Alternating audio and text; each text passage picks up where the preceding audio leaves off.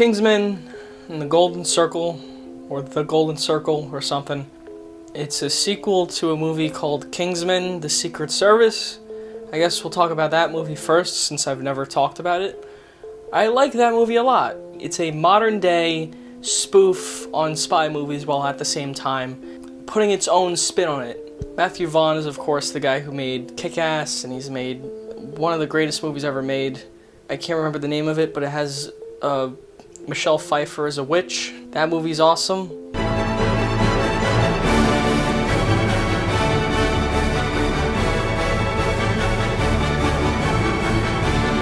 But if you've seen any of his movies, you know he has a very distinct style. Lots of sweeping camera shots, lots of loud music and fighting and blood and gore, except for the witch movie that he made. And Kingsman incorporates all of these elements. It parodies spy movies, and on top of it all has really phenomenal action scenes that are gruesome, but not too gruesome to where it becomes disturbing. It's fun, campy violence, kind of like a Tarantino thing. And you got really great performances and really fun characters in it. There's, of course, the guy who plays Eggsy. He's not great, but you know what? He's an up-and-comer underdog character who has to learn to become a spy after being like a gangsta, a British gangsta for all these years. You got a strong female character. You got Mark Strong, who's funny in it. You got Colin Firth, who's fantastic in it and has the best action scene maybe ever. And then you got Sam Jackson, who plays an amazing villain, very against type.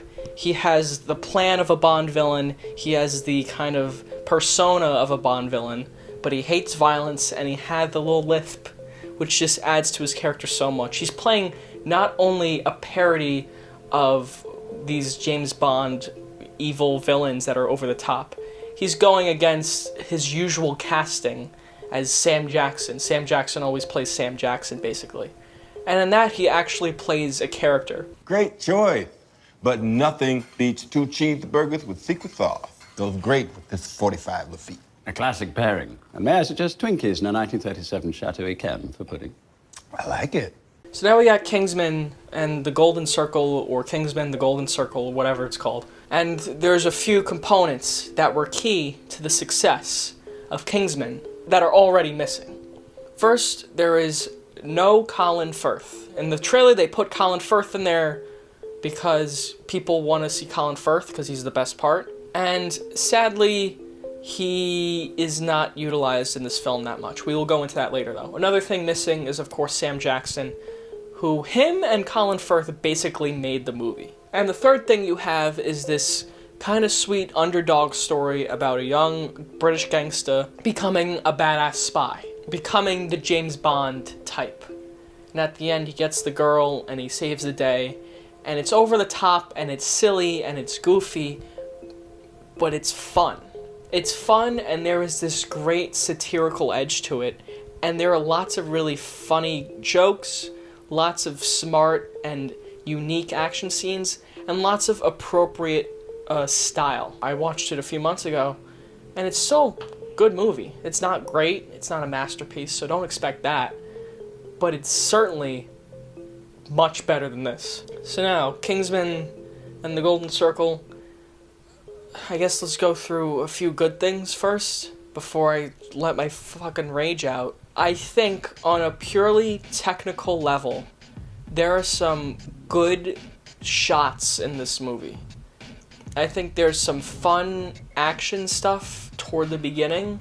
There was a car chase, they show a little bit of it in the trailer, and I thought that was neat. It was a little confusing at times, a little over the top, but it's Kingsman, it's supposed to be over the top. I forgave it. There is a great action scene at the end that is ruined by horrible music, but we won't get into that. That's a whole other thing. In terms of how it was shot, it was cool. Okay, so there are the compliments I have for it. It's very few compliments, but that's... This movie, which I was extremely looking forward to, and which already had such a place in my heart to be like, you know what, be forgiving of this. It's a fun spy movie, and you love spy movies, and you love fun movies. I struggle to find anything I liked about it. I thought this movie was absolutely horrible in basically every way. I thought the music was fucking terrible. I thought the song choices for action scenes were terrible. I thought all of the action scenes lacked weight. All of the performances here are bad. All of the characters are one note and predictable and poorly acted. The villain sucks. The heroes suck. Colin Firth has nothing to do. Halle Berry has nothing to do. Some of the best characters from the last film are killed off for no reason. The only one I think was trying was Mark Strong. I think he was trying to make this movie work, and even he wasn't very good. So I guess we gotta go through... I don't even know where to start, honestly. I really hated this movie. I hated it. From start to end, I thought it was the most pandering, obvious, cheap, lazy piece of shit. So let's start with the comedy.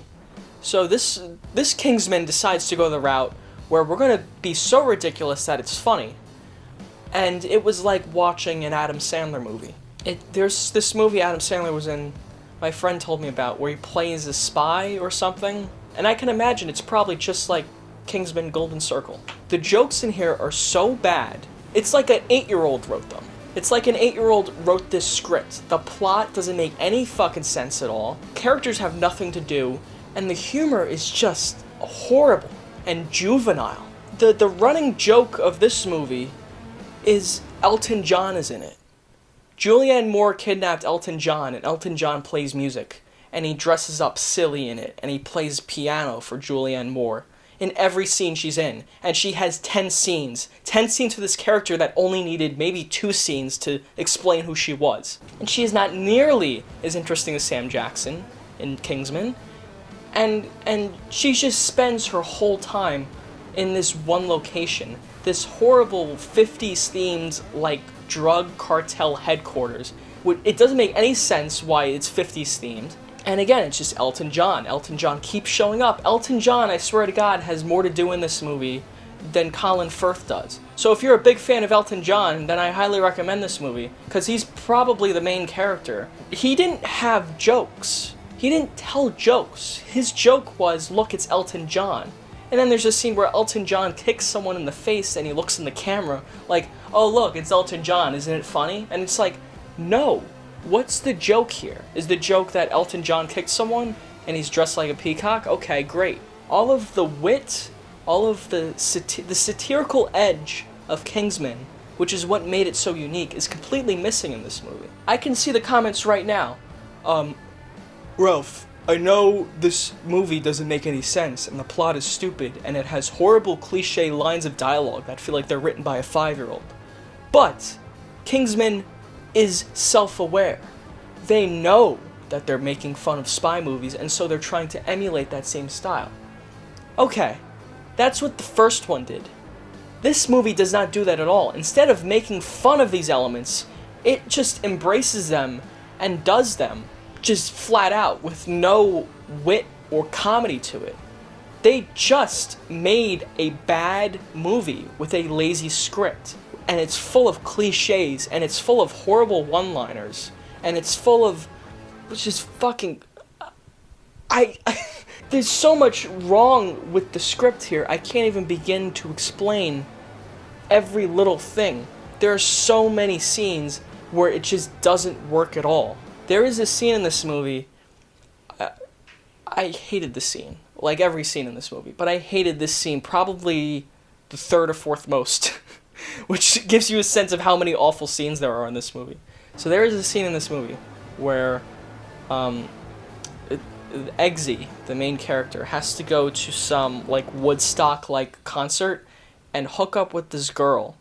So, because this girl is the boyfriend of a guy who has a metal arm who works for Julianne Moore. So what he has to do is put a tracker on her that listens into her conversations and tracks wherever she goes. But the catch is, the way to insert this tracking device into her is into her vagina. That's the joke. So Eggsy has to have sex with this girl to get the tracker into her. And it goes nowhere. There is no joke in that scene. The joke is, oh, Eggsy has to have sex with her, and he doesn't want to because he has a girlfriend back at home. Can we talk about that too? So the woman from the last movie, the princess he had anal sex with at the end of Kingsman, you know, that character that was introduced like the last 10 minutes of the movie? She's a major character in this movie. Eggsy and her are now dating. Why? I don't know. I always took it as Eggsy would be like this James Bond type character who has this, you know, other love interest throughout the whole thing, but he never really gets with her because he's not ready to commit to a relationship. So he just kind of has sex with all these random women, and one of them happened to be the Princess of Sweden. And so the Princess of Sweden is his girlfriend in this movie, and I thought it was funny at first, like, but no, they genuinely love each other in scenes that were not well developed at all. And he calls her when he's about to have sex with this woman so that he could put a tracking device in her, and calls his girlfriend, the princess, and says, hey, honey, I'm gonna have sex with a woman now because I need to put a tracking device in her. And you're like, why are you calling her about this? Every decision the characters made were so dumb, and again, people who want to defend this movie, I don't know why they would, will say, oh, well, the movie knew it was doing these silly things because it's self-aware. And it's like, no, it wasn't. It was just lazy. Colin Firth in this movie has amnesia. Yeah, that cliche too. At least half of this movie, Colin Firth is doing nothing but just moping around in a room. He wants to study butterflies, apparently, instead of be the character, you know, that we know from the last one. And it's not till halfway through where he decides he wants to be Colin Firth's character from the original Kingsman again. And then, even then, he does absolutely nothing. He doesn't do any action stuff that's cool. He doesn't have any funny lines of dialogue. He's just nothing. Like most characters in this movie, they just do nothing. Halle Berry in this movie is terrible. She has nothing to do. She's the woman on the laptop who just types and goes like, you need to go here, you need to go here. Why did you get Halle Berry for this role? Why is Jeff Bridges in this movie? Channing Tatum does nothing. His only action scene is fighting off Colin Firth and Eggsy for literally a minute. And that scene sucked. And then the rest of the movie, Channing Tatum has cocaine apparently, and then it makes him sick and he goes in a freezing pod, and that was it. So, I guess I'm going to get into spoilers now. Don't see this movie. I don't feel bad about spoiling this at all. This is a terrible, terrible movie, and you should not watch it. So, the plot of the movie is Julianne Moore wants to be taken seriously as a businesswoman. So she poisons all of the drugs in the world and says, Mr. President, you're going to make all these drugs legal, otherwise I'm going to kill everyone with the drugs I made. And then we get introduced to this great element, which is going to take a while to explain. The President of the United States is an evil man. He's a bad guy. He wants to kill everyone so that there is no more drug trading in America, basically. He says, I'm just going to let Julianne Moore kill everyone because then all of the criminals will be defeated. And then his vice president, I assume is his vice president, is a woman who kind of looks like Hillary Clinton. And that's when I knew this woman is going to be the president at the end of the movie. That's what a really bad pandering movie would do, but that's probably what they're going to do. And sure enough, at the end of the movie, the evil president is foiled, and the woman takes charge of the office and says, oh, the president is now impeached. So what's the point of that? It's this... I really can't even do justice to how pandering and stupid it was, because it's not even as if they're making a political statement. It's just like, oh, the president's evil.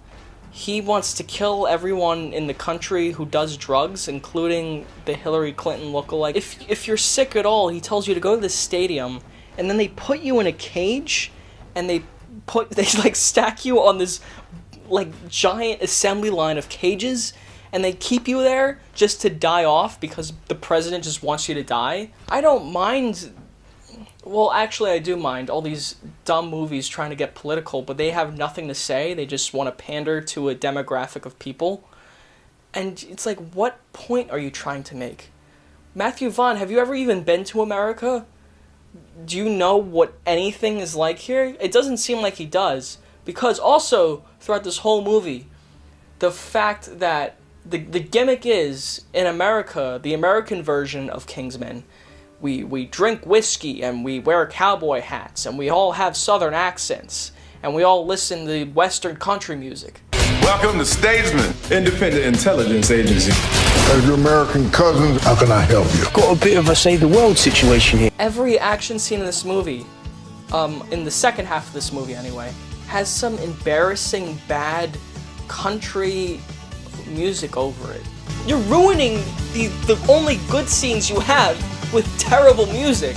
It was so obvious, like, oh, these are Kingsmen, but they're in America, so they have whips. They all talk like this. They all have southern accents like this. The British Kingsmen aren't portrayed in such like a radical cartoonish way. They're not fucking eating crumpets every scene. They're not like these ridiculous caricatures. They're just guys who dress in suits and act fancy because they're classy. But Channing Tatum comes out with the cowboy boots and the cowboy hat and the leather jacket. No character has an arc.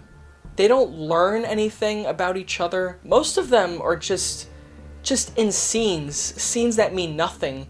Half of this movie can be cut out because half of these characters don't serve a purpose at all. And then what's worse, the only strong female character from the last movie is killed off.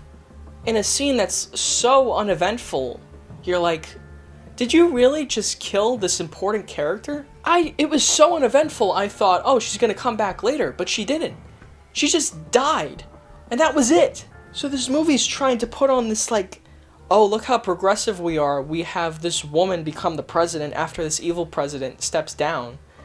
But every female character in this movie is a helpless victim, and they don't do anything to help or further the story along.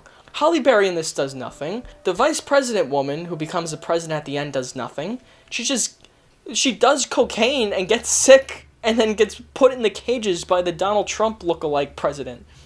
Like, what? And Julianne Moore is this horrible evil bitch with robot dogs. And then we get into the other problem with this movie.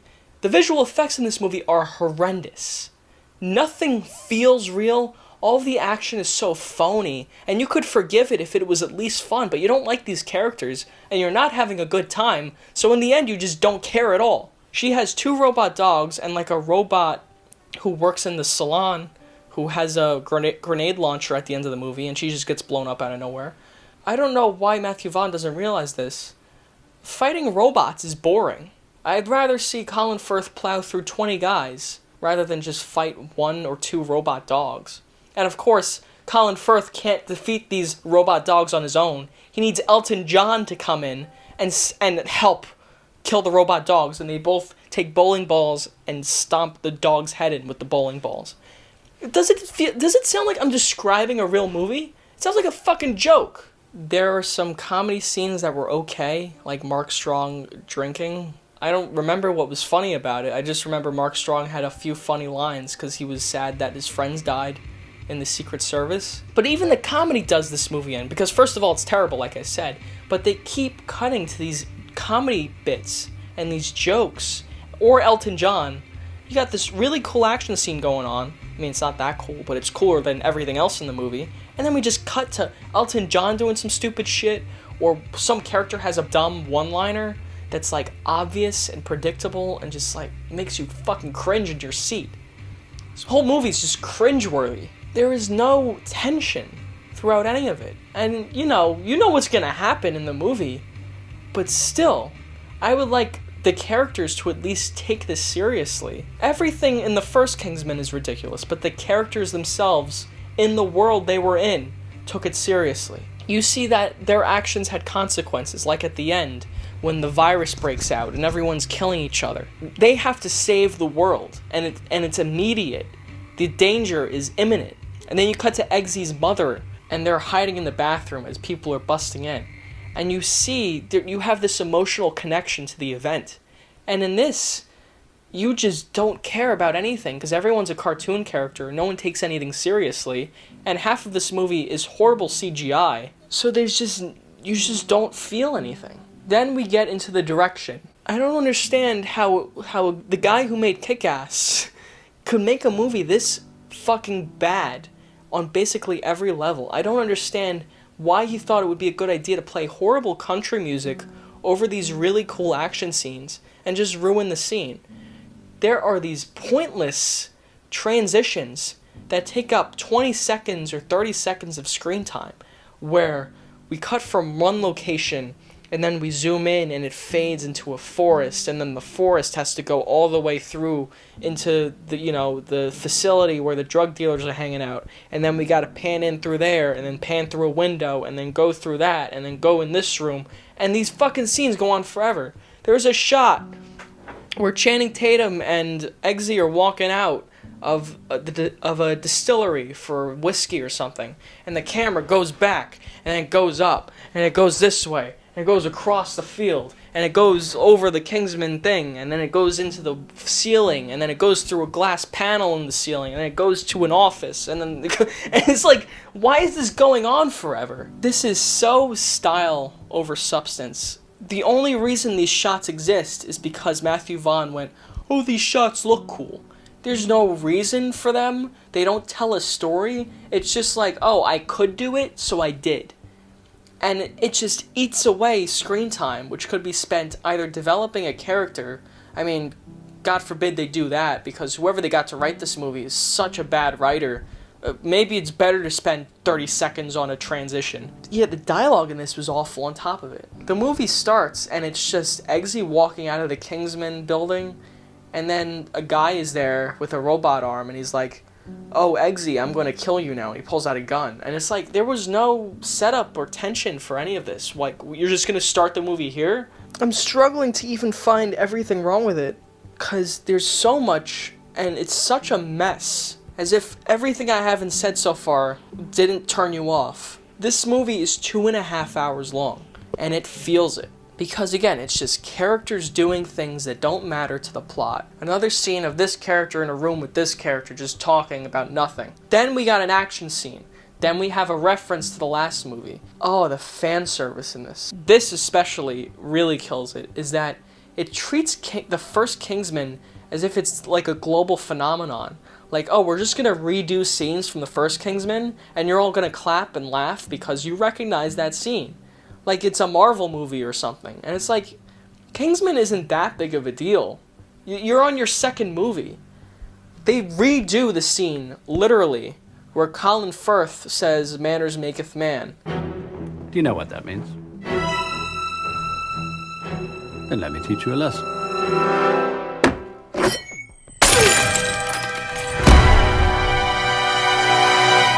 One of the best scenes in the original Kingsman. Now they just redo it, except Colin Firth messes up, and then the guy from Narcos just kills him with a whip.